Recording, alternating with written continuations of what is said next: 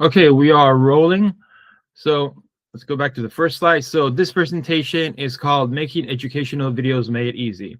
I would like you to use the slide presentation as a guideline on how to make great videos. So basically on how to make a great video is divided in three main parts. One is your pre-production, which is where you start thinking about it, create an idea, write a script, write an outline, and do a storyboard. Then second part is the filming part. Keep an eye on lighting and audio is very important. And then finally, the video editing portion, which is called post-production. All right, so here we go. So our description today is basically, in a nutshell, is what I would like to do is to help our district make better videos. So with the tools that you'll see today, this will give you access to create better videos. And it doesn't start, with knowing the technology. It starts by knowing the content.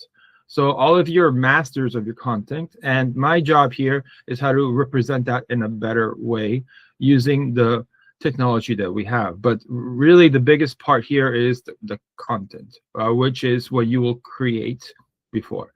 And then we're going to film, learn a bit of tech stuff, and then create the edit.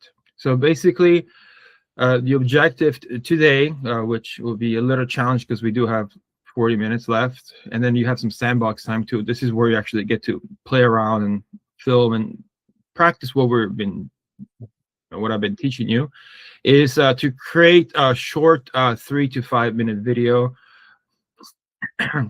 And the objective of that is to make better videos. That's it. And so by understanding these techniques on how to write, film, and edit, you will create much better videos for your students and for yourself. All right, so here are some things. So first is that I'm here to help you tell your story. So our first lesson today is resources, and the second part is the hands-on part, which starts at 11. So please note that trying to edit on a Chromebook is going to be a challenge. So I'm going to start off by talking about some of the technology. So if you start in the Chromebooks is something that is very difficult because you are working online and you're limited by the bandwidth that you're receiving through your Chromebook. Luckily at school, we have very good internet, and at home you might also have very good internet. But again, it's a challenge because nothing is really saved locally on your computer, and the technology is not there just yet to be able to do everything through a virtual machine by connecting to another computer, because that's basically a Chromebook. That's what it is. You're connecting to another computer, like a server. The screen's not sharing. I thought it was sharing. You are not sharing, not screen sharing. All right, thank you for telling me that. I thought I pushed screen sharing. It must have gone away. Let's try this again. Entire screen, screen 2. No. Okay. Thank you, Antonio. It's weird how that happened, but I stopped doing it. See, technology, a little tricky sometimes. All right, so basically part 1 theory, part 2 practice. Simple as that. So here are some links of some ideas of what you could do in your class. I do teach filmmaking at Everett Alvarez High School. So we have a film festival every year where all students submit work. So from different schools, for example, from Alisal, North Salinas, Salinas High School, Rancho, and I collect all the videos, divide them into categories, and we create a film festival to show. So here is a sample of the whole film festival. For example, we do music videos, we do narratives, we do music, we do commercials, we do promotional videos, we do school spirit videos, so all sorts of videos as well. And it's a long video, so just in case, like, for example, you need some inspiration of what other students have done at your own school, this is a nice little video to watch on your own time, because we can't watch a 2-hour video now. Next, we have a little promo video as well. This is shorter. It's a 2-minute video. And again, we're going to watch that on your own time because the lag of the internet. And basically, the 2-minute promo video is kind of breaks down our whole lesson today, which is this is done by a student, filmed by a student, edited by a student. So it shows like the progression of how to write, shoot, and edit a video.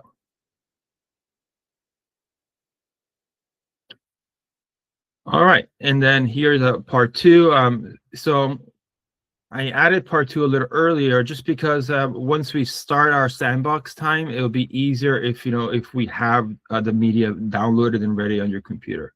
So for example, there's an optional download for number 1 right here.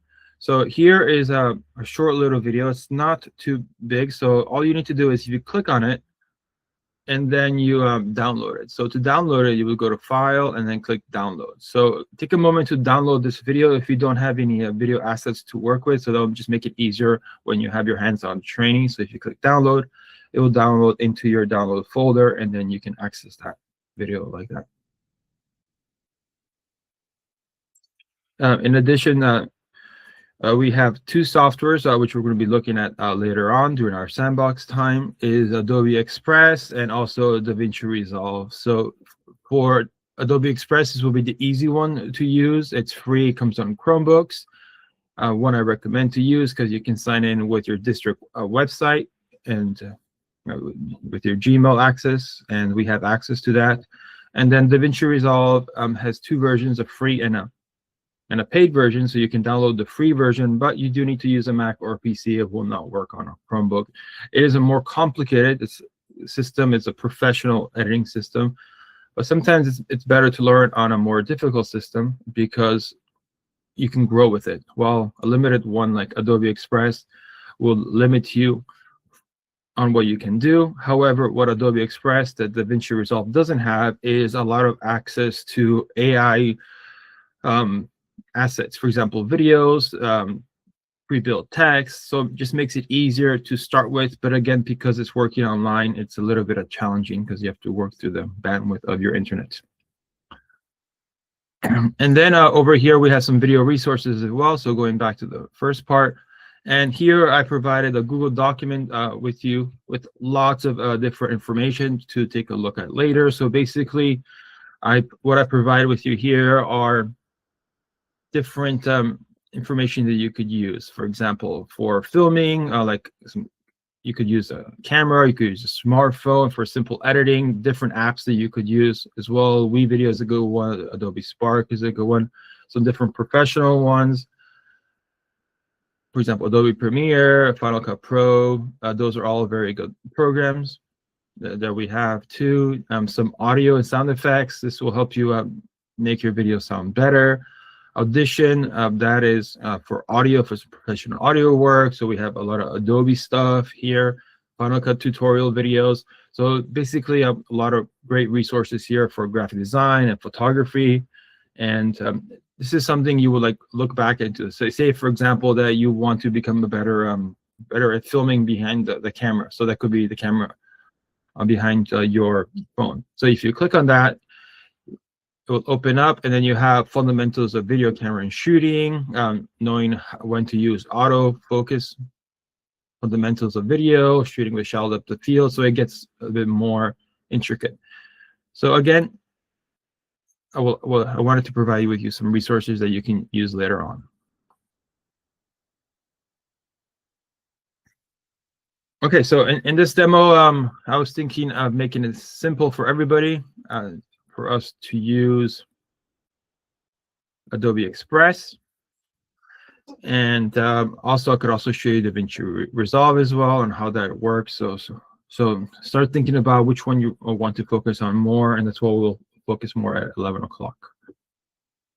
So we're going to use a 10-step editing process on how to finish your video and how to get everything working with your phone and with Google Drive, because working on the Chromebook, you have to work within the Google Drive, and it gets a little bit tricky, but you just have to learn. It's a few extra steps.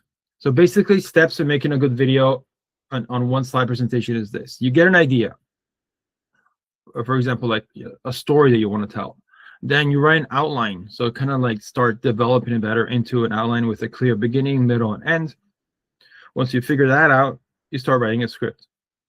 You start figuring out the dialogue, what people are going to be saying, your location, your time of day, if it's going to be indoor shot, outdoor shot, and then you're going to illustrate a storyboard. So in addition to knowing what people are saying, where you are, and what the actors are doing to the blocking, you'll also illustrate a storyboard, which is basically a drawing. So it's like a comic book, and you draw the different shots so you know exactly how to frame the camera before you start filming.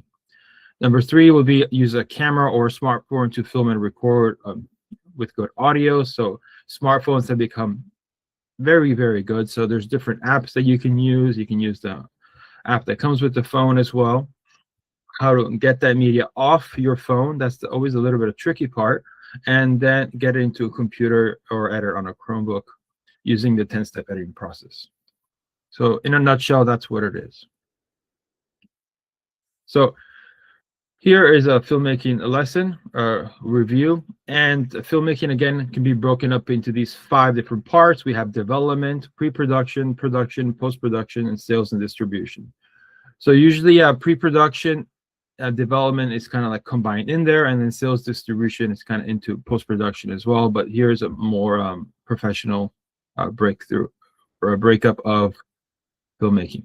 So basically, development is the part where you get an idea. You can get the idea from any other areas. You create a log line. So a log line is a 1-sentence summary of your idea. So for example, think about like Netflix. So when you want to watch a movie on Netflix, you do have a video preview of it, but if you look carefully, there's also a little description underneath the title of the video, and that is the log line. So a log line is a 1-sentence summary of the show, so it kind of gives you an idea without telling the whole story.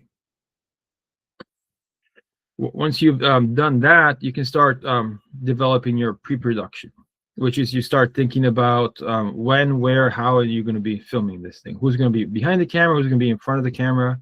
So you want to focus on your English background. So what that means is that you want to look at exposition as an introduction, your rising action, your conflict, your climax, your denouement, and then your resolution. So you want to follow a plot if you're telling a narrative, obviously. That depends on the type of video you're doing too, but all videos need to have a story. That's the key. Some have more of a story, like a narrative, and some have less of a story, like a commercial. But in order to portray a good story, you need to have a good idea what you're talking about. So the script includes all this information. For example, the time of day, location, time period, is it an interior or exterior shot, the stage directions, what are the actors doing, and the characters' dialogue. So having this information makes it easier for you to decide how are you going to shoot this, where are you going to shoot this, what do you need, what you don't need, and create a great product, which is a great video. So there's a certain format that we follow. In the industry, it looks more like this, where we have everything in caps. We skip a line, put the stage directions, and then we have the dialogue lines in the middle as well. So just by looking at that particular format, and yes, there are some softwares as well that help you with the script, but it's basically generally this format. This helps you identify, okay, in the center we have the dialogue, on the left we have our stage directions, and on the top we have our heading. Storyboard is a visual or representation of each of our frames, which basically it's like this. So you have these little rectangles where you draw a frame, for example, an extreme close-up, a medium shot, a full body shot, and then you add some extra information. So when somebody picks this up, they know exactly, okay, this is how much we need to zoom in or how close we need to get to the subject. This is our shot. This is what the shot is about. This is how the camera is moving. This is the audio that we're potentially going to be using in editing. So that's the pre-production. The production part is the filming part. So how to film. So a lot of you did say you wanted to learn how to film and how to edit. But as I just showed you with the pre-production, it's incredibly important that you don't just pick up the camera and start shooting. You need to think of what you're shooting first. So the planning, the thinking, and devising that information, that's where you're going to be using your expertise in your field in order to create that. Once you've created something simple, something solid, then you can start the filming process. You do not want, let me emphasize that you don't want to start filming without knowing what you're filming about, or else the problem is that you're going to be receiving so much footage that doesn't make sense. The editing is going to take longer. It's going to be hard to figure out what exactly you meant or what you want to try to capture, and it's just not effective. So in order to be an effective filmmaker, you want to devise a good outline, a good script, and a storyboard. But at least as an essential part, at least have an outline. So at least know how you want to start the video, how you want to have the video in the middle, and how you want to end it. So a beginning, middle, and end. It's very important that you think of that before you start filming, because if you don't, the editing is going to be a nightmare or very difficult to do. But still possible. It's just to take you like 10 times longer.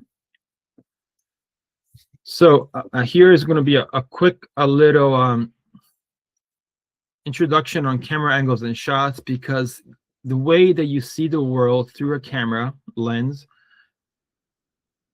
defines how much or how little of the subject or the background you are showing, and that will tell more or less of the story. So let me explain. So for example, if we are really close to somebody, and it's called a close-up, the face or an object, if we picked an object like a watch or a phone, there's no space in the top of the bottom. So that is the technical part on how to do it. But when you do this, it creates greater emotional impact because you're so close to the subject that you can see their face, their emotions, how they're feeling. What you're not seeing is the background. You're not seeing where they are.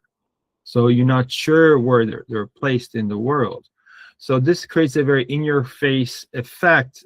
And by going this close to somebody, remember, it also makes it very uncomfortable. So depending on your subject, depending what you're filming, depending on the objective of the video you're filming, you will choose a close-up shot in a very specific way. So like say, for example, you're doing an interview, and then all of a sudden the person is talking about something very emotional, something very intimate. That's when you would jump into the close-up. You wouldn't have a close-up when they're talking about, you know, their name, for example. So a close-up is a very important one because it helps you make that connection with the subject. In addition to that, a close-up could be used for objects as well. So for example, if, for example, you are telling somebody that you want to focus on, say, for example, like my phone. So I would have my phone up here, and I want you to focus on my phone. So you would I would have just a tight shot on the phone. And that tells the audience to look at your phone. Simple as that. Then we have an MCU shot, also known as a medium close-up. So basically, it's very similar to a close-up. The only difference, you're a little bit wider and you see their shoulder. So you're not as close, but you're still pretty close. So still a very intimate shot. An eye-level shot. So the way that means is that the lens, so the lens of the camera. So for example, here's my phone. It has 3 lenses. So let's pretend it just has 1.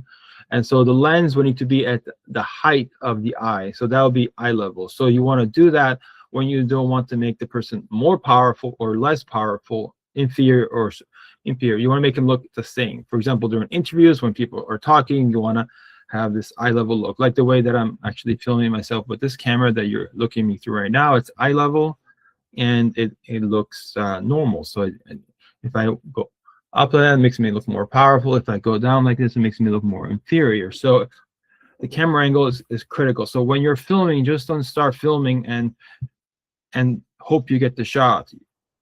Frame your shot correctly based on your story. So a medium shot, this is probably where you need to be if you go pretty tight. Medium shot is half the body. And that's important because you're not so close where it feels uncomfortable. You're not so far away that you can't see anything. So a medium shot is a good middle ground. It's the most common one used. You can see people's hands, and that does a lot of the talking a lot of times. So medium shot is a good one. Then we have a full body shot. A full body shot is important to use when the whole body of the person is important for some reason. For example, for a fashion show, you want to see their whole body. For example, for sports or for music or for a performance, you don't usually want to go tighter than a full body shot because the whole body is telling the story. A wide, long shot and establishing shot are all synonyms, and this is a way that you could start your video. So starting your video with a wide shot will show the background around, and that will help you kind of identify where you are in the world and kind of visualize where you are. So if I went from a wide shot to a close-up, then I would know that I'm looking at a certain person, and I can see what's going on. So a wide shot is one of the more boring shots to use, but it's one of the most important shots to use. Though it's boring because, you know, once you see it for a few seconds, you know what's happening, but you need to see it at first in order to establish where you are, or your composition, and so forth. Over the shoulder shot, this is a dynamic shot that is very important to do when you are doing interviews, or you want to make a flat 2D screen like the way that you're seeing me now, a little bit more engaging by creating more of like a depth. So on the right side, you see a shoulder. On the left side, you see somebody talking. So by creating that depth, it engages a little bit more of the audience. So you do want to start with a wide shot to establish where you are, and then you can cut to an over the shoulder shot to really emphasize the person talking and put something in the foreground, which means before, in order to create that depth, because the depth is what's going to separate your video from all the other videos. So depth is really important to create that dimension, especially watching on a two-dimensional screen. But how to frame it correctly is the key. So that jumps to the rule of thirds. The rule of thirds is one of the most important rules in filmmaking because it helps you identify the subject and identify how you want to put the subject inside the frame. So you can activate this on your smartphone. It's called grids. And I can show you how to do it later if you like. So it has these little white lines on the iPhone, and they're very thin, and they don't get recorded into your video. They're just there as a guideline. What that helps you with is your framing and your composition. So basically, you align the subject on the guidelines and on the intersecting points. So we're probably all very visual here, so let's jump into some pictures. So here is a frame. So as a frame, we have a tic-tac-toe pattern. And then we have those 4 red dots. Those 4 red dots is where you want to align your subject.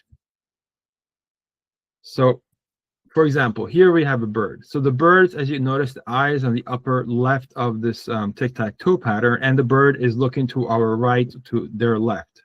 So we want to create this viewing space, because if we didn't have this viewing space, we would feel suffocated as the audience, because there's nothing for the bird to look at. So we need to have this viewing space in order for the bird to talk or, you know, chirp. And that viewing space creates a balance of positive space where we have the bird and negative space where we have nothing.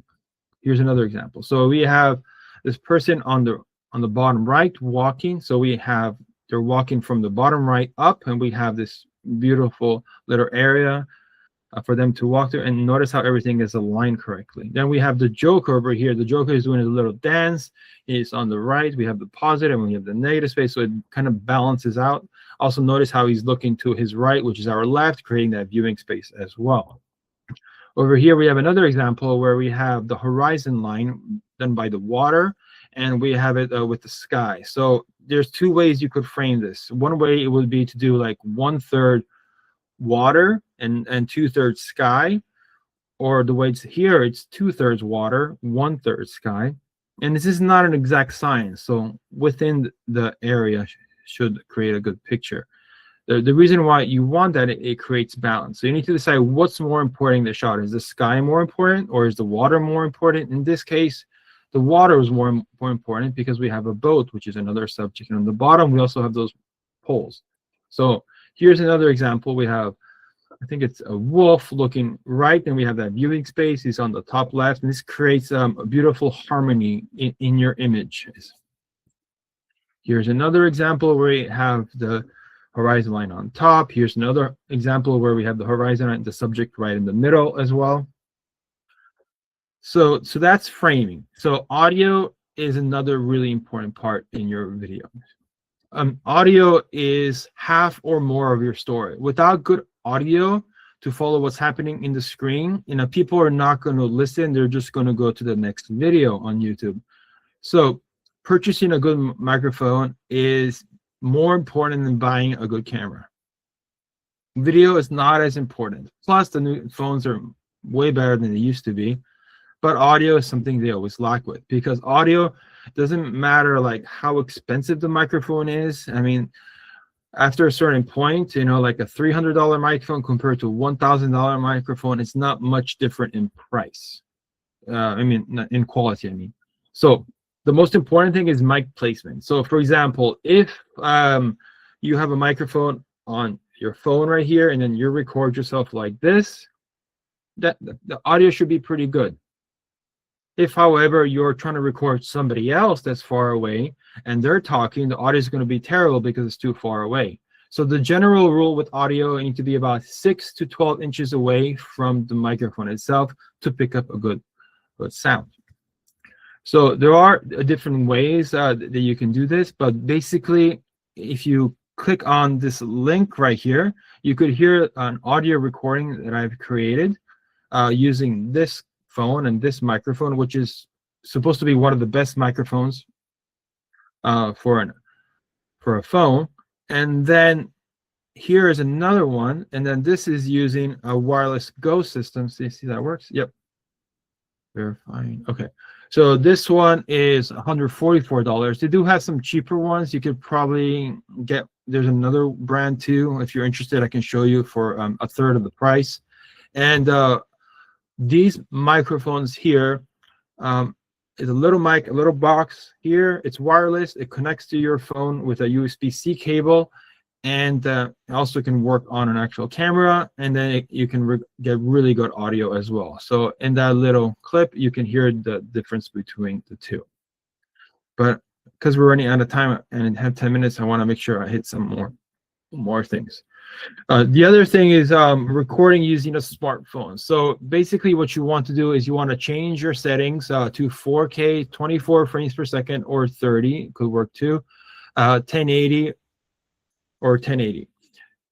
So 24 gives you 24 pictures per second, which creates a more cinematic look, which basically is about motion blur. So when you move your hands, it'll have less frames, so the motion blur will look more realistic. Right now, I'm shooting this video at 30 frames per second, and I'm moving my hand pretty slowly, and you can see a little bit of motion blur around there, and that is pretty normal. So if I move fast, you could see my head move, and I can see all the frames better. If you want it smoother, do 30 or 60 frames per second. If you want to do a little more cinematic, do 24. So you can film horizontally, and then you can reframe it for social media. So for using a smartphone, you change your setting, you download the Google Drive app, call it the name of the project, and then what you can do is you can start saving your videos onto your Google Drive, which then you can download into the editing program you're using if it's on a Chromebook. So for editing, in 3 basic steps, you import the media onto your computer, you edit the video by following the 10-step process, and then you export the video to a hard drive, web, or YouTube as well. So here is the 10-step editing process. So the 10-step editing process is divided into 2 categories, a rough cut and a polished cut. The rough cut is basically your video without any bells and whistles. So your video without transitions, text, video effects. So with the rough cut, you kind of plan in your head what you want to do. You gather all the media that you need, for example, your video clips, your text, your animation. You start building your story from beginning, middle to end based on what you thought and you wanted to do with your script and your storyboard. And then there's a saying in filmmaking that you make a video 3 times. The first time is when you think of it and you put it on paper. That's the first time you're making your video. The second time is when you shoot it. So you follow your script, but then you realize that all of a sudden, a wide shot is needed in this particular scene instead of a medium shot. So then you decide to add an extra shot, and that's okay to make changes onto your video during the production part. if you feel that you need. So that's the second time you make it. And then once everything is shot, you might change your mind again, or you might realize something looks better if you put scene 2 before scene 1 because it doesn't give away the story or something like that. So there's a saying in filmmaking, you make a video 3 times. The first time is when you write it, the second time is when you film it, and the third time is when you edit it. So step number 3 in the 10-step editing process is to organize on what works best. So if you realize later that your medium shot works better before the wide shot, then you can make those changes. So trimming is cutting. So trimming is a way to cut your video. There's a lot of different tools you can use: ripple, roll, razor blade. And I'm going to show you a couple today, and some of these are a little bit more advanced.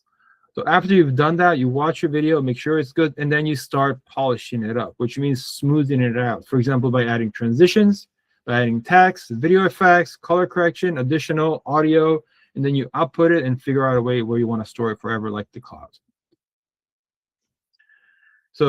So editing using a Chromebook. So here are 4 different apps. So I'm not going to give you just one exactly, like, for you to that you have to do. I'm going to give you 4 different ones. You can practice with all 4. Our focus today will be Adobe Express because it's an easy one that we can use. WeVideo has been my go-to for a while, but it just got a little bit more expensive, and we have a subscription to Adobe Express, so let's use that.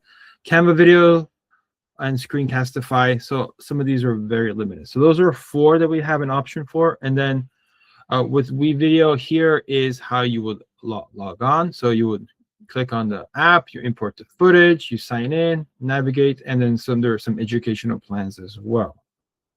So for Adobe Express, so let's go ahead and let me show you how to get this started over here in just a second. But first, I want to show you all these pages. So we have Canva Video, we have Screencastify, and then we have some editing suggestions on how to do it. And here's the DaVinci Resolve free software. So before I continue, I want us to make sure that we all sign up and get started on knowing how to edit, because I know a lot of you wanted to learn how to edit. So let's have a quick little survey. Would you guys prefer to learn Adobe Express, which will work on your Chromebooks, and you don't have to pay for anything because the school already paid for it? It has a lot of AI support in it, which means it already has built-in assets. So literally what it means is that you don't have to film anything. You could use what's already there and kind of create your own video based on the free assets that you have. Or my favorite is, like DaVinci Resolve, or, building my own assets as well. So like, for example, grabbing the camera and filming some. So what would you like to focus on today? Would you like to focus more on Adobe Express, which is the free one, or Resolve? It's called DaVinci Resolve, which is the more professional one, but you need to have a Mac or a PC with admin account. Let's see. They're actually both free. DaVinci Resolve has 2 versions, so I can show you while you are chatting on the chat. Okay, so DaVinci Resolve is basically this. So I'll show you real quick. It looks like a lot of us want to do Adobe. So you basically click on the link. This is not a gimmick. This is actually what's used in Hollywood right now for color correction. For video editing, it also does video editing, and some people use Resolve, some use Adobe Premiere, some use Final Cut, some use Avid Media Composer. But for color correcting, this is basically fixing the color to make it look pretty. This is the standard that everybody uses. So you have 2 versions, a free version and a paid version. So that's that one. Okay, so we have, let's see what we have. So Adobe Express, okay, we have 1, 2, 3. Okay, we have 1 Resolve. Okay, so the majority wins. So we're going to look at Adobe Express. However, keep in mind that if you find Adobe Express limiting, you can always use this one. But remember, you need to use a real computer, and most of us don't have that anymore because this direct went to Chromebooks. Maybe that will change next year, but so far we're still Chromebooks. Okay, So let's get this started. So you click on New Express. So click on this link right here. Okay, I'll put the link in the chat.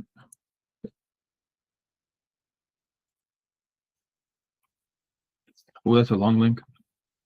Okay, so if you click on that link and then you click Continue with Google, you go to your district email, log in, personal account, school.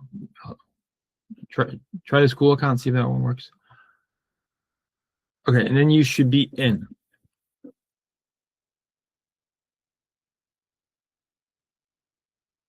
Okay, so take a moment to sign into that to make sure there's no issues with that. Oh, I also found a really good video tutorial on how to use Adobe Express, which we'll cover some of it today. However, this tutorial is very good, and skip ad. It's about 25 minutes long, so we're not going to watch it there, but there is a resource as well for you if you want to continue making videos and continue using Adobe Express. I would recommend to watch this video because it goes into more detail than stuff we're going to go today. Today, I'm going to show you kind of like, okay, this is where this button is, that's where that button is, this is how you kind of do this thing, and so forth. So kind of general tutorial with that.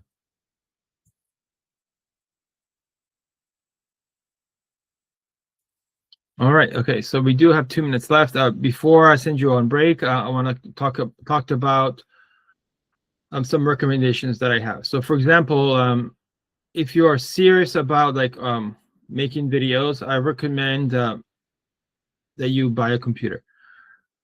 And my recommendation is that you buy an Apple computer because it works better and it's cheaper than Windows now. But if you really like Windows, there's also Windows as well.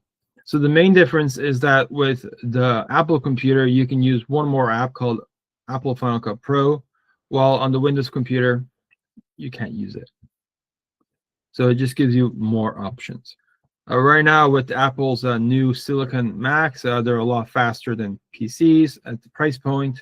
So, for example, you could get a MacBook Air for $900, and you can be editing really good videos and use it for everything, and it just works great. That's my opinion. Number two, you can buy a PC counterpart as well, like Lenovo makes some good stuff. Our district also buys a lot of Lenovo stuff, so maybe they'll give us a discount. No. And you could get a decent machine, but literally the Mac is cheaper, as you can see. Even this one here is more expensive. And then sales and distribution. Okay, so that's how you get it through. All right, so we're going to sign in again at 11 o'clock. So here is our sign in number 2. So go ahead and take a 15-minute break, and then make sure that you sign in at 11. Don't sign in earlier, or else you will it will be erased. So take a moment, take a break. My recommendation is that you sign into Adobe Express. You have downloaded the video link that I provided with you earlier in order to have something to edit with, and I can also show you how to use some of the built-in assets. So the video link is all the way at the beginning.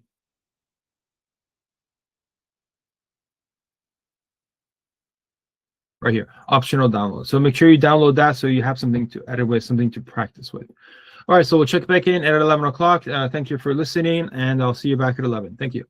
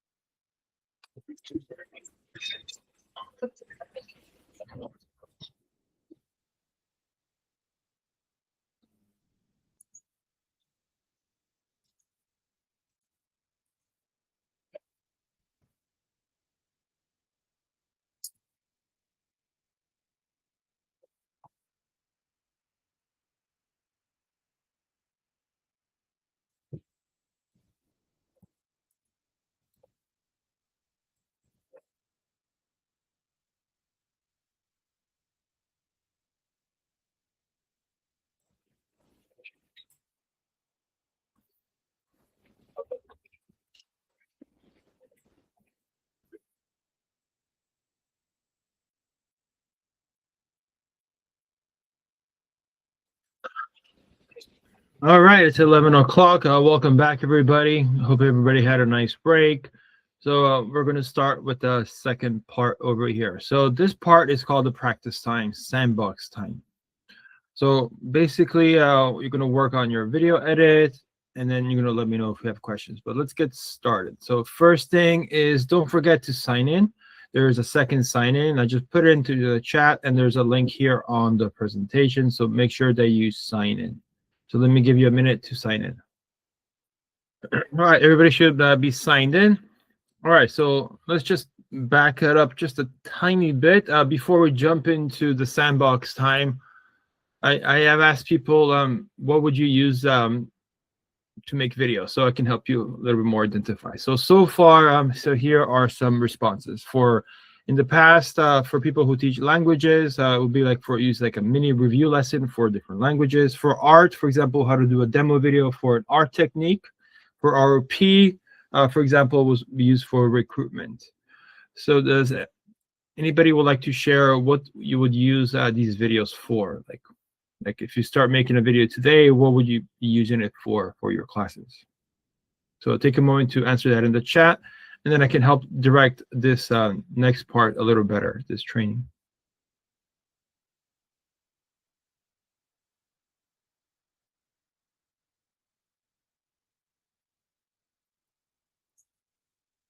So please add in the chat, how would you like to make videos for your classes?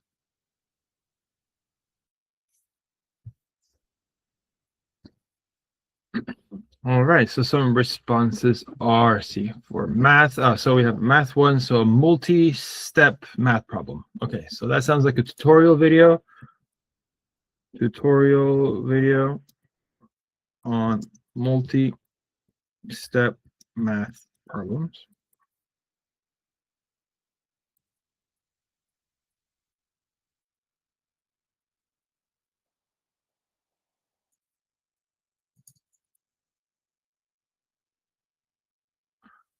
Okay, thank you, Joaquin, for that. Miss Henry, not quite sure yet. So if I remember correctly, Miss Henry, you teach, what was it, English? Or history? It was history, wasn't it? Because it used to be at Alvarez a while ago. Yes, English. So for English, what English are you teaching? What does your curriculum look like? Like what are the main things you talk about? Ninth and AP language. Okay, so for AP language. So what I would do is think about for some of those classes, you talk about some different books.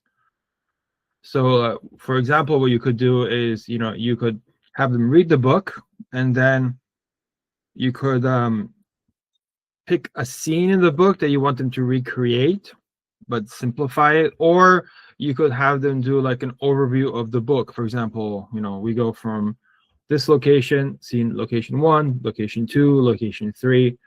And so you could break up the class into groups of 3 or 4, and then you could have them write a script together on a particular like scene or act of a book or a play, and then you can have them act it out, practice their English skills, all that great stuff that you do already. But the next step would be to film it. So you would film it with a wide shot, then you do the scene again with a medium shot, and then maybe a close-up. So you would do the scene multiple times, and you have them put it all together using editing, which we'll cover next. So maybe that's how you could use it. Also for a Puente, yeah, so Puente that could also help with that too. Okay, so then we have for students to use guide example for to watch at their own pace on home. Oh, good. So Antonio, it sounds like you would benefit more with like a kind of like a screen recording of recording your screen and kind of like going through the steps on how to do something, which could be tedious. So like screen recording would be great. My recommendation would be good audio. So having a good microphone is key for any video, especially yours, because they have a great visual, but they also need a great audio. So audio is a big thing. I'll put some recommendations on some new microphones that just came out, which are really good and most important, really cheap for what you get. Okay, to advertise events, Anna says advertise events. Okay, good. So that's more of like a commercial kind of video. So what will work well is also taking pictures for that too. So using your phone to take pictures and put it all together into editing. Discover Adobe platform, new to this. Okay, yeah, so Renata, I'll show you how to click different things on the Adobe in just a moment, how to move around with it, how to work with it. And then we have Jose. I would like to record some of my lecture, maybe have a 2-camera setup, but actually invested into a DJI Osmo 3 and a mic to your previous training, maybe use my phone as a second angle or buy a second DJI. Okay, great. So about that DJI Osmo Pocket, that's a great little camera. That's the one you're actually looking at through me now. It's very quick, easy step. The audio on board is not bad at all. I mean, I guess you need to do that. I am 6 to 12 inches away from the microphone, and I'm using the onboard microphone on it. And can you guys tell me if my audio sounds really good or okay or kind of bad? And really good. Okay, good. Yeah. So about this little pocket camera, I'll put a link in a second, is that I'm quite impressed on the audio quality of this on the onboard microphone on this camera. So usually onboard microphones of cameras are terrible. The smartphones have a better microphone, I gotta say, than normal cameras. So so maybe if you're this close to the microphone, you could get away with not buying a second microphone if you can use the onboard microphone from the camera. So what's great about this camera too, I don't know, notice me moving my head left and right. It has face tracking. So I can go up, I can go down. It looks like you have a camera operator behind the camera. The big limit of this camera Osmo is the frame.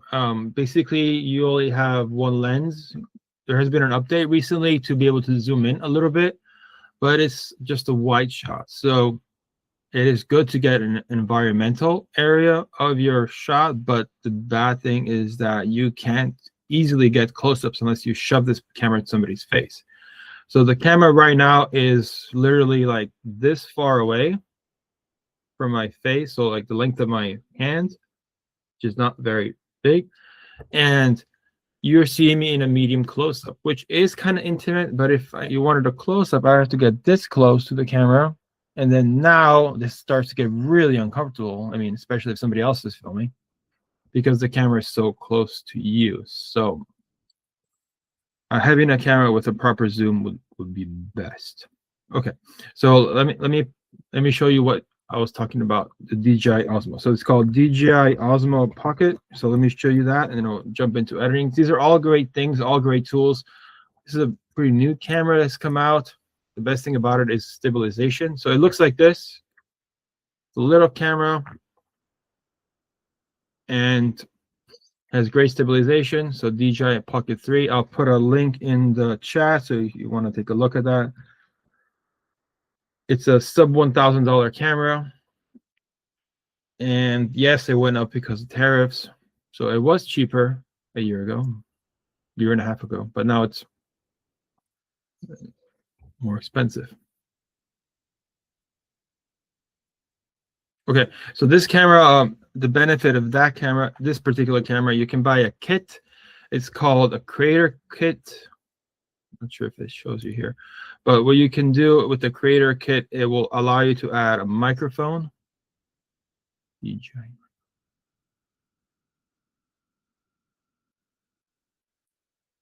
And basically it's a wireless microphone that connects wirelessly to this camera without plugging anything in.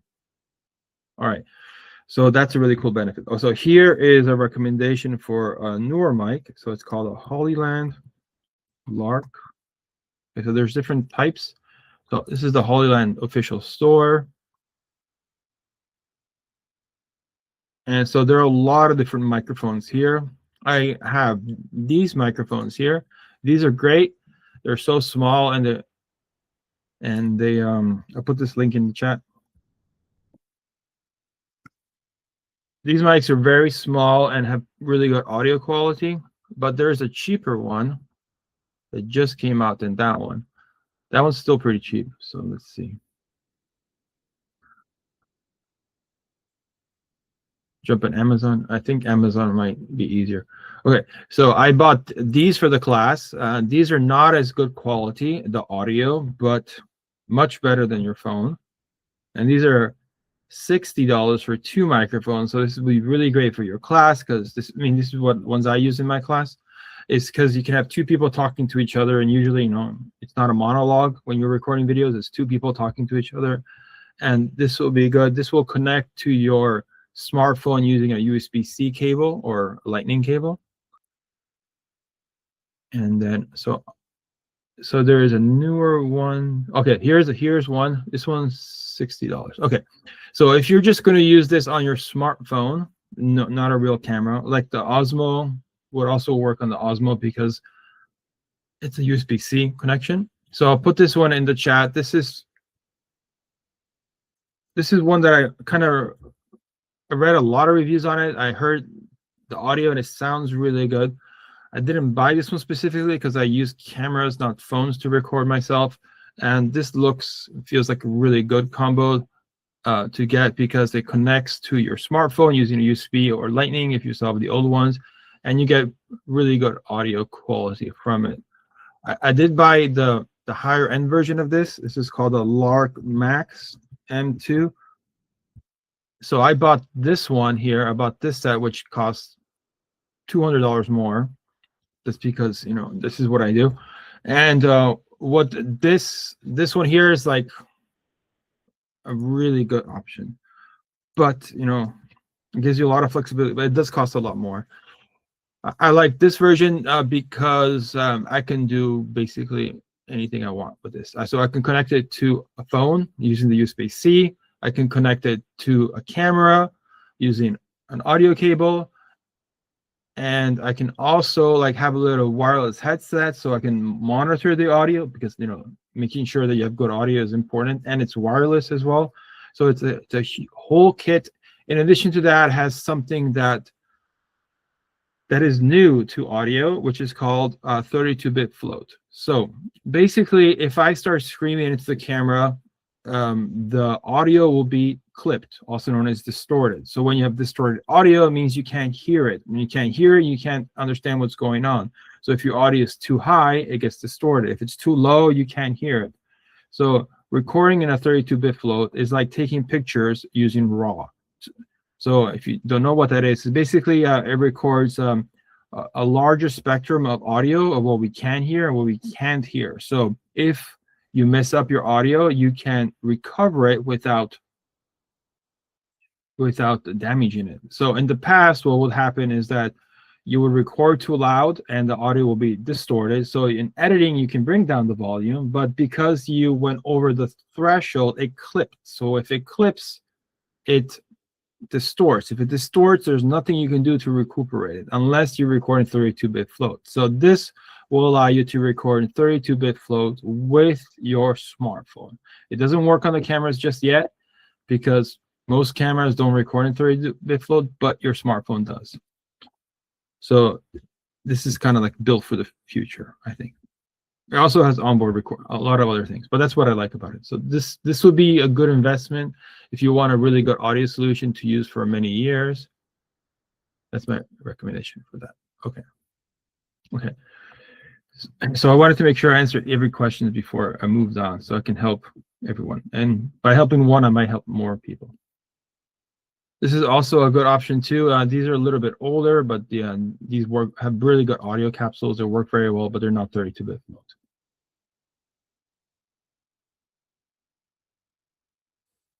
All right, so let's see, high school diploma, credit recovery. Oh yeah, so for Jose Garcia Puente, so to do high school diploma, credit recovery, a good option would be to have them create these short little videos to show them what they have learned throughout. So they could be like a little narrative video where they explain what they have learned. That would work well. In addition to that, you can use your phone as a second angle. My recommendation would be to use whatever camera you have to get the shot done. But if you want a little bit better camera to start, recording a little bit of a close-up, the Sony is one of my favorite go-to cameras, but Canon also has been some great stuff as well. So there's a website called B&H. B&H is in New York. They have all professional cameras and video stuff like that. So here's where you could buy like thousands of dollar cameras as well. So we have Canon. Canon came up with a new camera, V50. Okay. All right, so Canon came out with this new camera. This is an R50V. So this camera is quite inexpensive for what you get. Okay, is it with the lens? No lens. Okay, so you do need a lens. All right, so no kit. Okay, so here's the camera with the lens. So it's $800, and this camera punches more than it's worth. And I actually switched to Sony for my classes, but I used to have Canons, and this one that came out is really good, Jose. And this would be a good camera for video. Also, be good as well to shoot anything on it.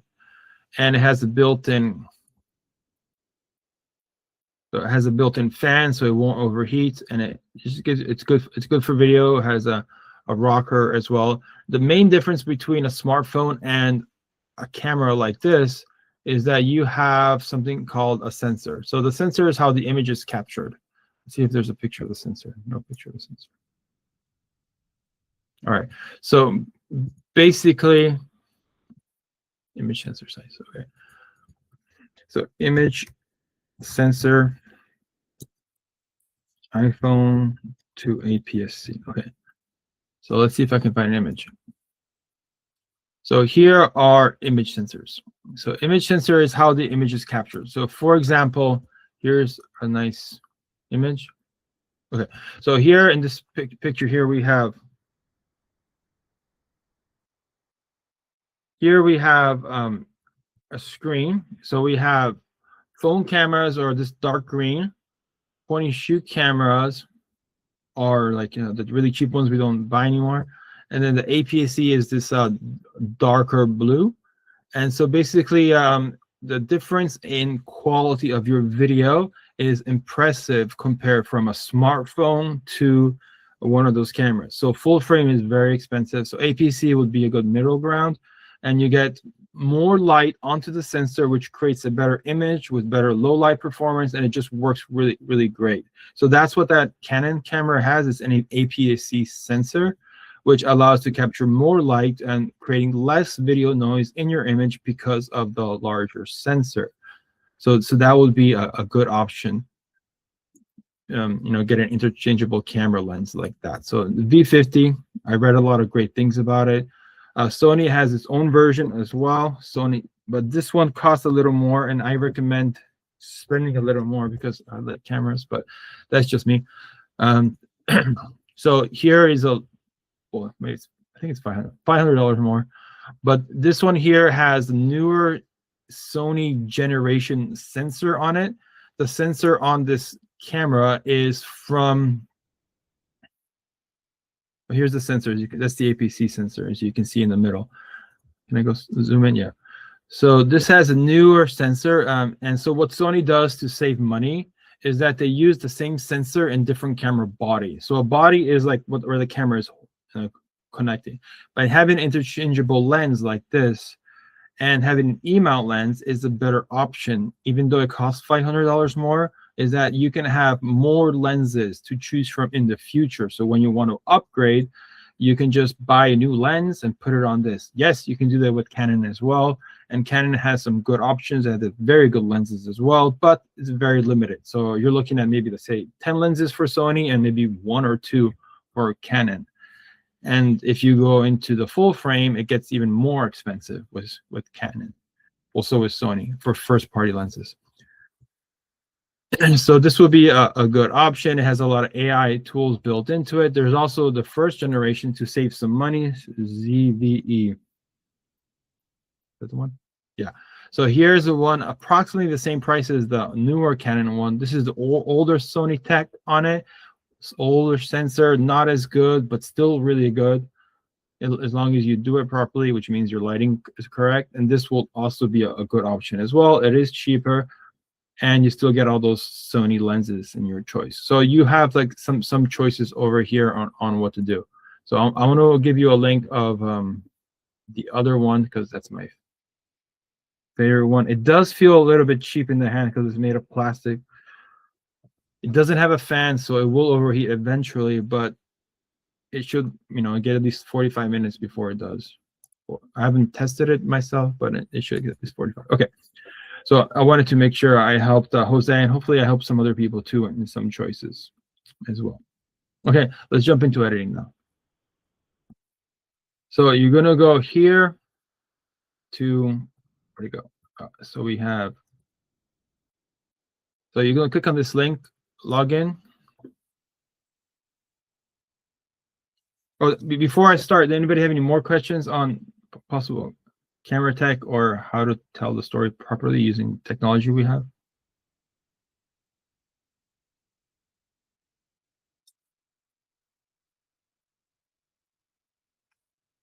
But my recommendation is first to use the camera that you have, which is your phone. The first purchase you guys should make, if you make a purchase, it should be audio. So the microphone is important. Okay. All right. So here we are in Adobe Express for education. So let me give you kind of like a tour around here. So what's really nice about Adobe Express that you don't see in the more professional programs is that it has like pre-built templates for you. So basically it's kind of done for you. All you have to do is kind of change a few things and make it your own. So for example, let's say you want to create a video. So you click on create a video.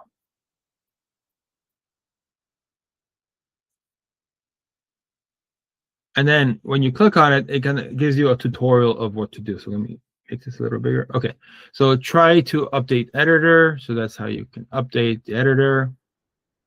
This is edit pages all in one place. So this is how you can edit different pages, for example, for your titles.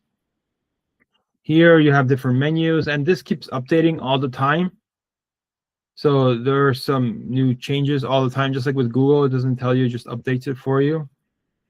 Then you go over here, and then that's where you create a new file, manage your files from one menu. So you can create multiple projects.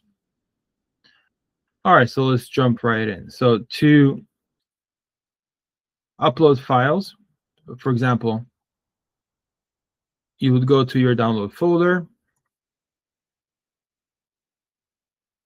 And this is where you would have downloaded the video that I shared with you earlier, which let me show you again where that is. It's called Sample Videos to Learn Editing. So that would be in the page. What's page am I on? It would be on page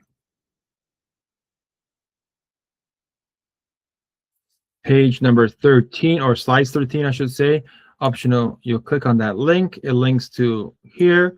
You go to File, you click Download, and then you click Download anyway. It will download this video to learn how to edit. So it takes a few minutes to download, or a few seconds, depending how fast your internet is.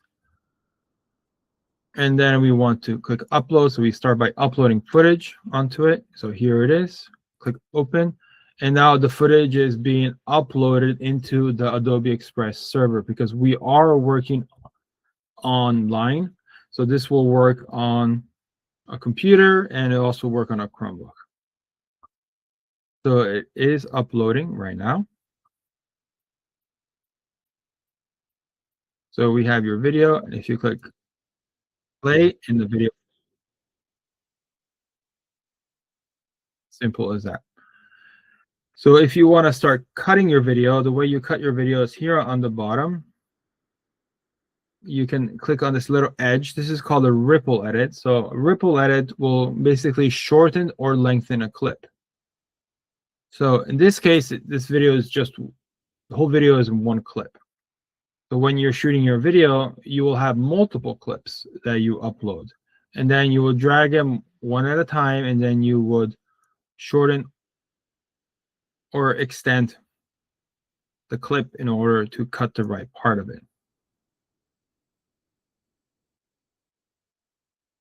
You can do another cut. So this one's called a split. A split is basically, think about it like scissors. You grab a pair of scissors and you cut. So back in the old days, or some people are still doing it today, is you have film. So film would be on like, it's just like this long film strip, and then you grab a pair of scissors and you actually cut the frame before, cut on the frame after, get rid of that part, tape it together, and now you have your cut. So this goes back to those old editing times when we used to use scissors to cut and something called a flatbed editor, which I haven't gone into. But basically, it will take a lot longer to do, but it'll be also a lot more labor intensive. So there'll be no computers. You would just look through a little screen, which is more like a projection, and then you would cut it up. So this resembles that old technique. It says the shortcut is S. So if you click S, it will cut. So wherever your play it is, it will cut. So if I want to cut this part, I click S. If I want to cut this part, I click S. So keep in mind, it's cutting, but it's not removing. Cutting means just literally cutting the scissor. You haven't removed it yet. So you remove it by clicking on it and deleting it, pushing delete. So let me recap that one more time. So I'm undoing, Command Z or Control Z to undo. So what you do is you click S for split on Adobe Express. Keep in mind that this technique exists on all editing platforms. I should say most editing platforms, especially the professional ones. It's called razor blade cut in Final Cut. It's called blade cut in another one. But basically, it all means the same thing. So you click S before you want to cut the clip. And then there, after you want to cut the clip, and then you want to remove this particular clip, you just click on it and you push delete. And that it's gone.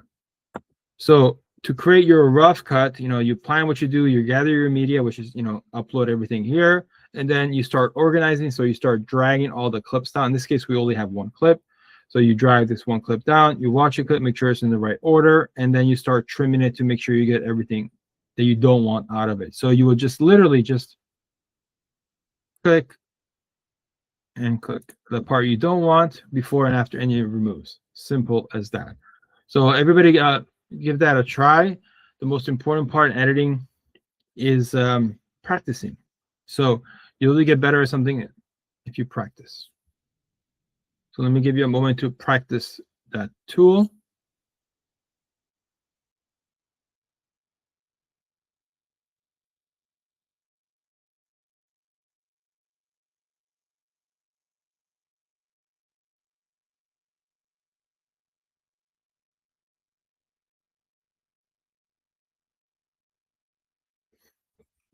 All right, anybody having trouble with the split tool?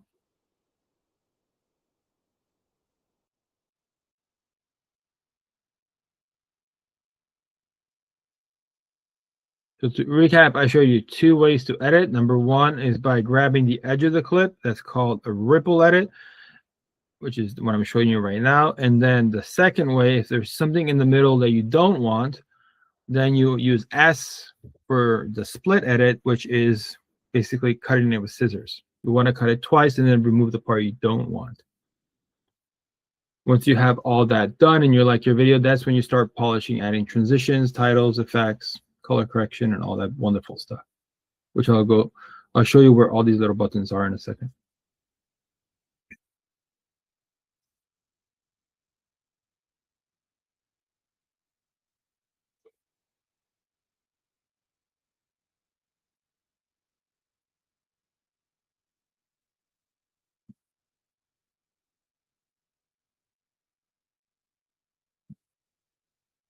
Anybody having trouble? Let me know so I can help you.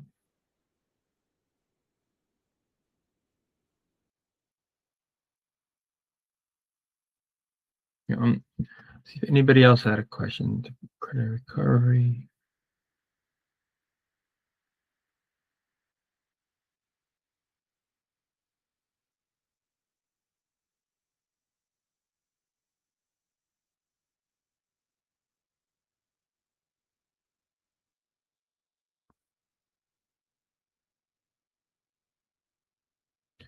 So Christian, you talked about StoryCorps, style of telling individual experience.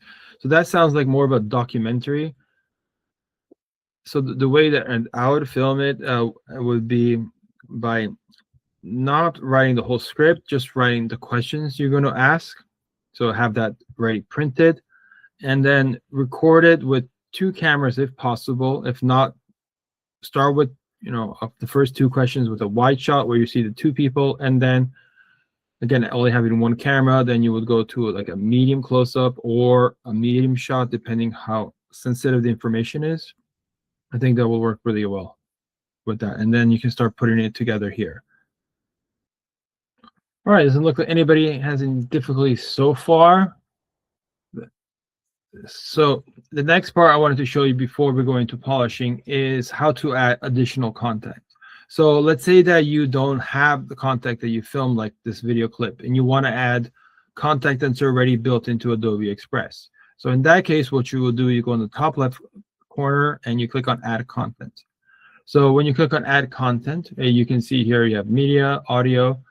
So I clicked on media and differentiates between photos, videos. So let me go to videos because I like videos. And here you have different clips that you could use. For example, you have this little kid on the bike. So you say you like this clip, you grab it, upload from device, and that's if you have anything on the computer. And then I just added that by clicking on it. And I can decide the volume, how loud I want it, the speed, how to adjust all these different things, which get a little more tedious. But if you look at my timeline right here, I have 2 layers. So the first layer, or I should say track, is we have the layer of the castles video. And then the second layer would be of the bicycle. So the reason why it's because that layer is on top. So the basic rule of video is that anything on top has precedence. So for example, if I put a picture above the video, I will see the picture and see the video. However, audio is not the same thing. So with audio, if you have a video with audio and you put it on top, and then you have a video with audio on the bottom, you do hear both audio. So you would have to choose which audio you want to hear, or mix the audio to make sure it sounds good. So you wouldn't have it too loud or too low. But if you have 2 people talking, then that's very distracting. So my recommendation is to remove audio completely for one of the clips to not distract the audience.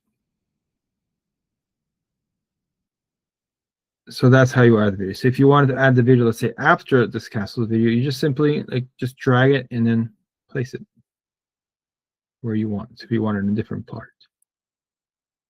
To remove it, just push delete and it's gone. Again, to recap, you click on Add Content, Media, pick something you like. For example, there's this guy right here, add as a scene to the sequence. And now that added it just in between the clips. So it has its own audio and it's added right there. So what's really great about Adobe Express is that you could really create something with just the editing program, because there's a lot of these assets already built for you. So you can just, you have to just scroll through them. For example, if you want to look at school, you type in school, and then you have like a lot of assets to use. The problem with that is that it's not your video anymore, it's somebody else's video. So my recommendation would be to film your own video and then use these additional clips and this additional help as supplements to your actual content. So let's say, for example, we're doing an interview and I'm talking about how to eat healthy. So I talk about how to eat healthy, and I talk about how the importance of eating protein rather than carbohydrates. And then so in that case, when I say the word protein, I show a picture of protein, what protein means. For example, steak or chicken or different types of meat. And then when I talk about carbohydrates, then I have another picture above it of pasta. So what I could do is I could go up here and I can look for a picture of pasta. So then I talk about how eating pasta is not good for you. If you eat too much of it because of the carbohydrates turn into sugars, I can go on to the whole specific detail. But the point is that I can do that and click add as a layer on canvas, which basically means this. And now this is a vertical video, so it wouldn't work for this video. So you want to make sure you pick videos that work with the aspect ratio. This is a 9:16 instead of 16:9, which is widescreen. But it still illustrates my point that you can add B-roll on top of it, and you're talking about pasta, and so you can use that as a supplement. So my recommendation is to make your videos even better, is to film your own content, have your content, and then add B-roll by using these wonderful assets that you have here at Adobe Express. So it's going to make your videos a lot more engaging, a lot more interesting, and better. And yes, we're still talking about the rough cut. Are you guys ready for the polish cut to see where some of the other tools are? Or would you like to stay more on the rough cut? So if you can type in the chat, rough or polished.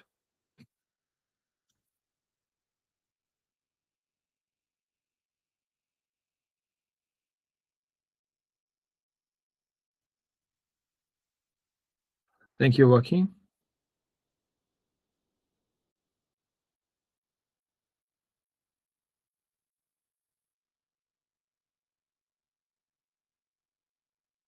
Polished. Okay, it looks like polished. Okay, there's somebody trying to log in and having trouble. So let me see if I can get to this.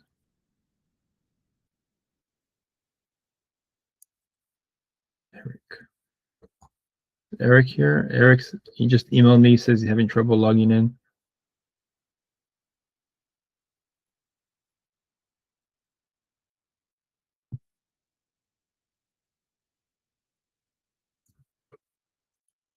No, okay. I don't see him in the waiting room.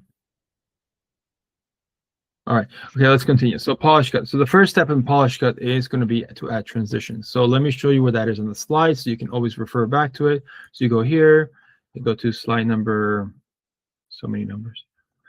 Okay.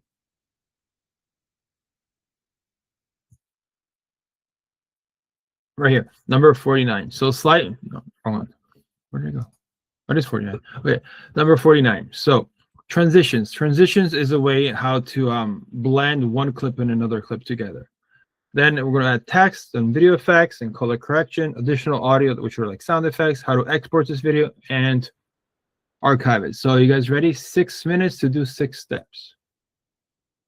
All right. Let's go back. So first are transitions. All right, so a transition is this. So if you look at my screen, I know it's tiny because if I zoom in, it doesn't work on this. What does it work? It works in the wrong place. All right, so if you look between your cuts, you have a little plus. That little plus, if you click on it, you can say add transition. Bam.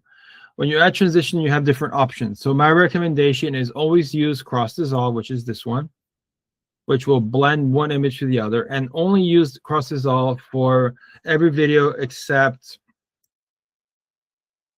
commercials, music videos, promotional videos, because in that case, you want crazy movement in your transitions to have more attention. All the other videos like documentaries, narratives, cross dissolve is the best one to use because it doesn't take attention away from your edit. So a transition should be a smooth and not take away from your content. Text. Text is the next one. Text, you click on text, you have default text, you different templates. So basically you click on one, you drag it, you put it in your video, and now you have your text. So these are different templates that you can put. And then modify, click on it. So hello. this hello world. Okay, so there's the text. It's very self-explanatory.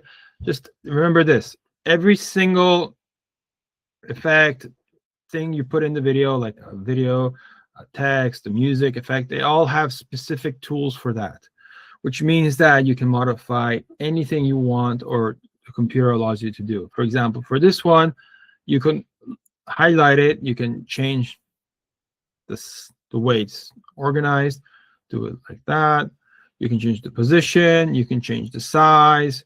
Basically, this, I'm just pointing you in the right direction. It's your job to get into this and look at all the nuances within. You have different effects, you know, like you have different animations. So basically, I'm showing you here, but this basically works for every single asset. An asset is basically a title, effects, a music, basically anything you put in there. So here we go. That's the text, and then effects. So let's say, for example, on this yellow one here, see, I can click on it, and here I can animate it. I have different animations for it. I can move it in different ways. And effects, so these are the effects. I can add a grayscale, I can darken it, I can detune it, so basically the way it looks, or I can edit, I can remove the background. So it's really fun on how to do this. And this is called color correction. So when you go to adjustments, light is exposure. Exposure is the brightness and darkness. Saturations is the color, like how much color. This has lots of color, has no color.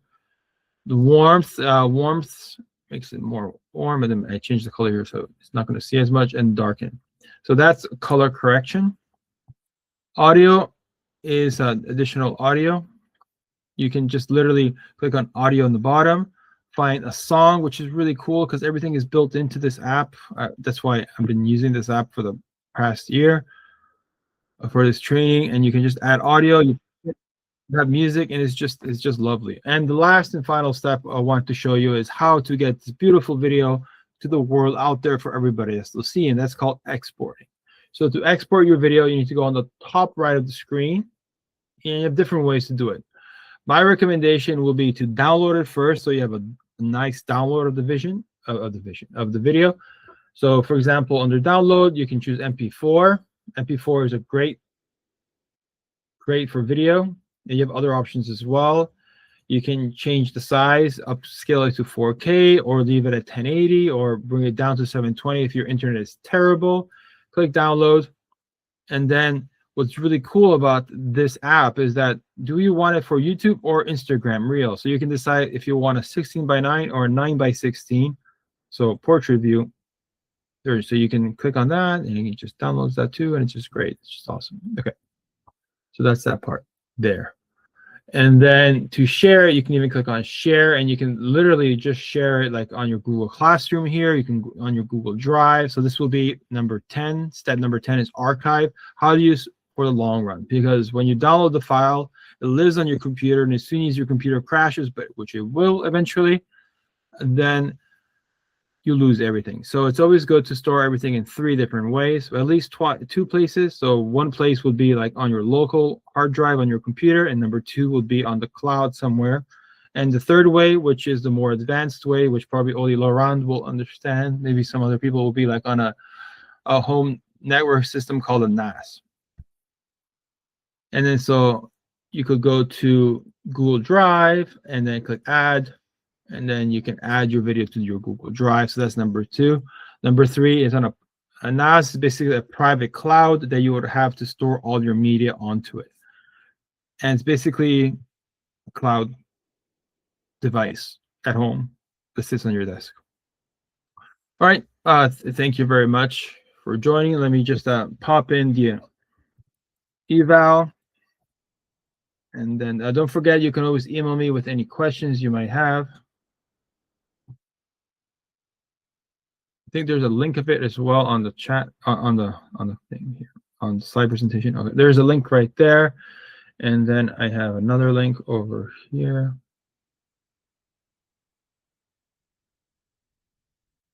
Okay, so if you have a moment, please do the evaluation. I appreciate your help. And don't forget to email me with any questions you might have throughout the year. Filmmaking is tedious. It takes a lot of time to do well, and it just takes practice. So just keep practicing, and you'll do a great job. If you need any help, remember I'm Alvarez. So if you're Alvarez, would be really easy. If you're at Alisal, you're like 5 minutes away. So stop by, say hello. I'm in room 726. Come over and on your prep if you can, and it can help you with any project you want. You can see what we're doing to get some inspiration. And it's really great, all the stuff that we're doing in my class. Well, I hope you have a wonderful day, and hope you enjoyed the last session here for the winter tech session. And please use these techniques to make better videos. Thank you.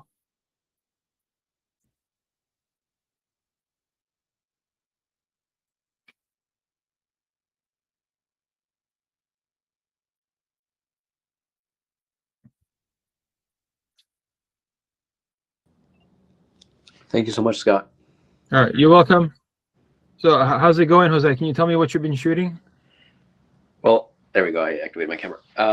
You know what? I got the DJI, and so the plan is to I do some like motivational speaking and assisting my students with things like that. So I'm gonna probably record some of those talks and probably create like an archive on YouTube where they can access them and integrate some fun assignments that way.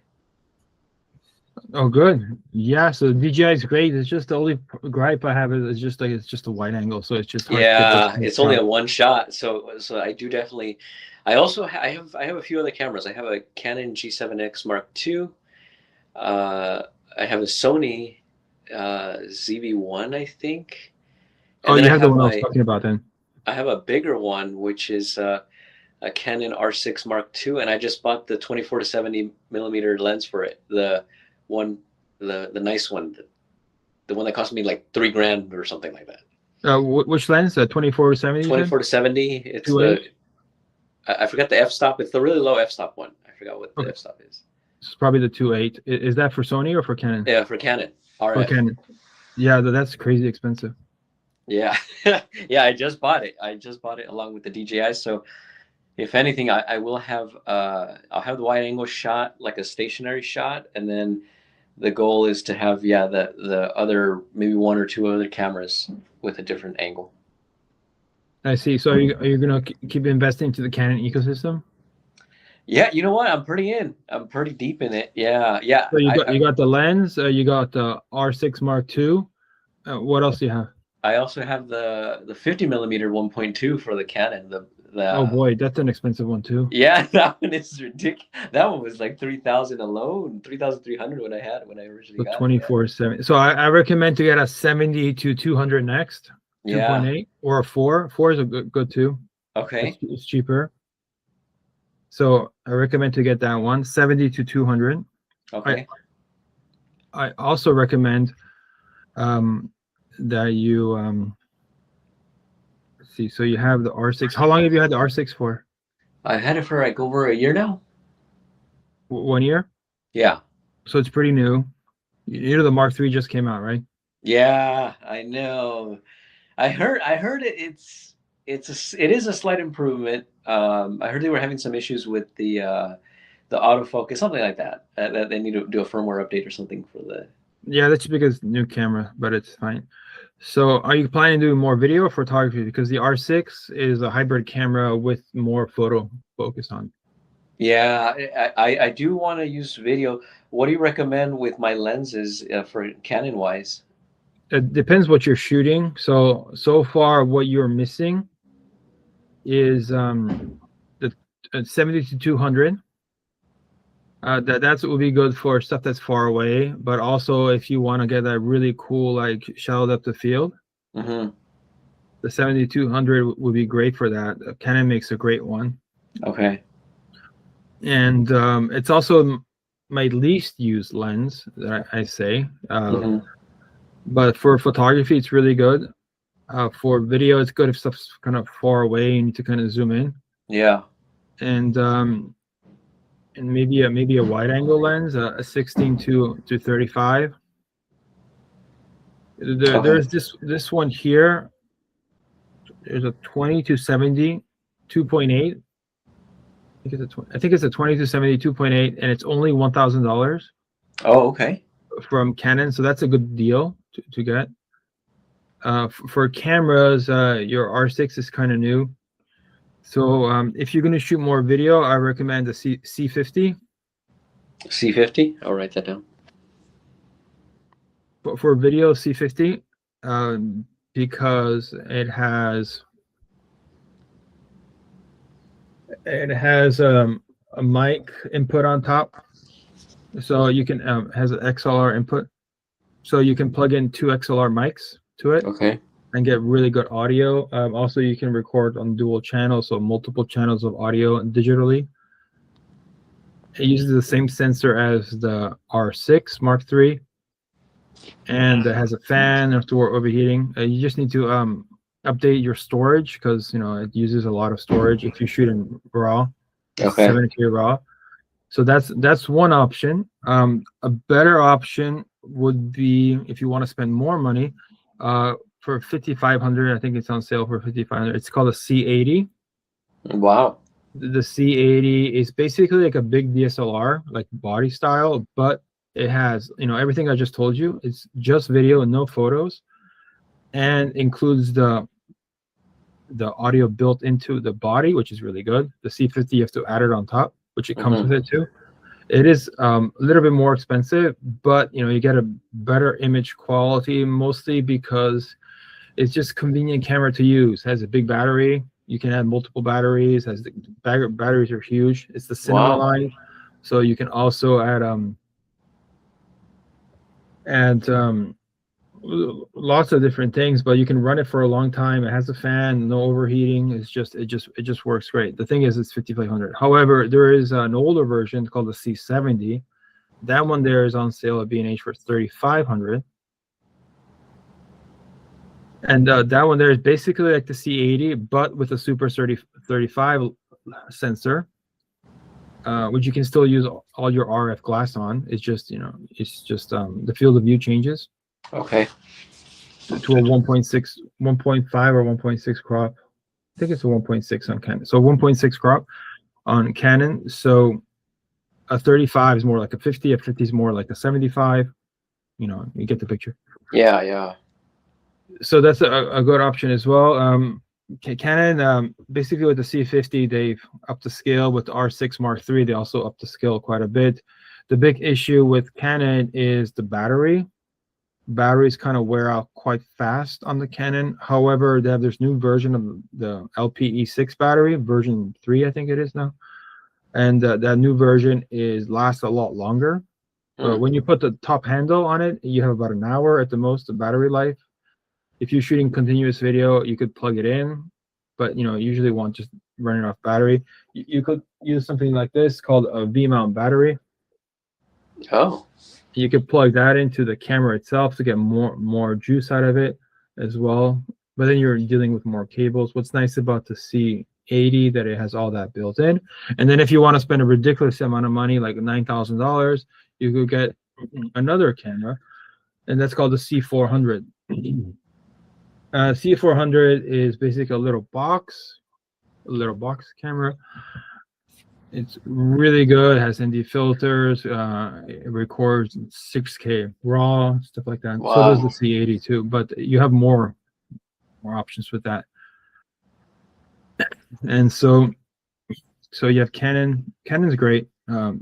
I used to have a lot of Canons. I used to use Canon, but now I switched to Sony just because of the lenses. And then they came out with the C50, which is like a lot better than Sony right now. But also Sony's also 5 years old now, so it doesn't really compare technically because it's 5-year technology. Yeah, yeah. So, cool. All right, so you're planning on filming more video? Yeah, that's the goal. So, are you editing in Resolve? I'm gonna probably be editing in Final Cut. Final Cut. Okay, good. Yeah, I have it on my Mac. The one I use the most, and then I use Premiere a little bit, and then I use Resolve. So basically, Final Cut is the one I use the most. Resolve is the one I use second the most, and then Premiere just very little nowadays. But I used to use it more. Do you think that the programs are eventually going to integrate AI so that you could just kind of tell the AI help me slightly with the color correction? Yeah. Well, DaVinci Resolve is the cutting edge one. Okay. So you want to learn Resolve.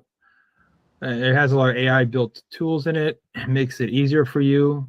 Rotoscoping, stuff like that, all kind of done for you already. So my recommendation, if you want to, once you master Final Cut, move on to Resolve. Okay. Cool. And then regarding lenses, you should you should get some wide angle lenses as well. Yeah, like the 16 to 35. Yes, something like that. Mm-hmm. So that'll be good. Cool. All righty, Scott. Well, I got to head on now, but thank you so much again. You're I'll be welcome. seeing you throughout the year. If I have any questions, I'll send you an email. Sounds good. Now, what school are you at? I'm at Salinas Adult School. Salinas Adult School. So are you by Montoro? Yeah, we're on the other side of there's Mount Toro's on one compound, and then we're on the left. We're in the same address. Sounds good. Yeah, look into the C50. It's not too expensive. It's $3,500, but that would give you really good audio, and audio is a big deal with video. Oh yeah. You're right. You're absolutely right. That I took another course over the summer, and the guy was all saying, he's like, yeah, if your audio sounds like you could have the best shots, the best camera, the best everything, but the fact that people are struggling to listen, they're just going to click away. They're just going to say, nope, that's it. Yeah, and then the other thing is lighting. You want to make sure you have good lighting too. Mm-hmm. Mm-hmm. So a good brand is a good cheap brand is called Amaran, and then they're the cheaper company of the other camera called Aperture. And so you want to learn about three-point lighting. That's really important. Lighting is the next thing after audio that you should get done right. Mm-hmm. Cameras are fun and all, but lighting is what makes or breaks a video. Mm-hmm. You can have the best camera, the best lens, and shoot it with bad lighting.